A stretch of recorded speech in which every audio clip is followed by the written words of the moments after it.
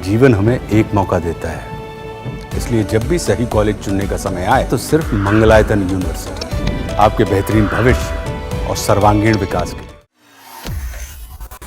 मुझे घेर लिया गया, धमकियां दी।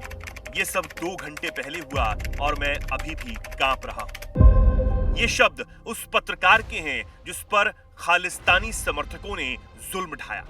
G7 के लिए कनाडा से न्योता मिलने के बाद खालिस्तानी बौखलाए हुए हैं।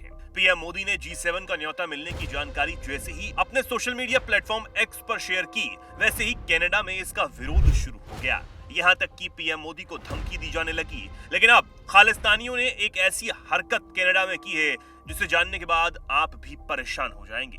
कनाडा में कैसे एक पत्रकार को टॉर्चर किया गया, उसकी आप बीती जब आप सुनेंगे तो हैरान होंगे। दरअसल कनाडा में खालिस्तानी सड़कों पर पीएम मोदी को G7 में बुलाए जाने को लेकर प्रदर्शन कर रहे थे, लेकिन इस दौरान खालिस्तानियों ने अपना काम कर रहे और प्रदर्शन को कवर कर रहे पत्रकार को घेर लिया और धमकियां दी। कनाडाई पत्रकार मोचा बेजिरगन ने खुद इसका खुलासा किया और आप बीती बताई। बेजिरगन ने बताया, मैं वैंकूवर में था जब यह घटना हुई। कई खालिस्तानी मुझे धमकाने लगे और मेरा फोन छीन लिया, मारपीट की। यह सब पुलिस के सामने हुआ और ये सिर्फ 2 घंटे पहले की बात है और मैं अब भी कांप रहा हूं। ये सब कुछ देर के लिए हुआ, लेकिन हालात काफी डरावने थे। मोचा ने बताया कि वो इस रैली को कवर करने गए थे जिसमें खालिस्तान समर्थक इकट्ठा हुए थे। इस दौरान उन्होंने देखा कि ये लोग खुलेआम हिंसा की तारीफ कर रहे थे और भारत के खिलाफ भड़काऊ बातें कह रहे थे। कनाडा और भारत के बीच तनाव की वजह से ये मसला बहुत सियासी हो गया है, लेकिन हम जमीन पर हो रही हकीकत को नजरअंदाज कर रहे हैं।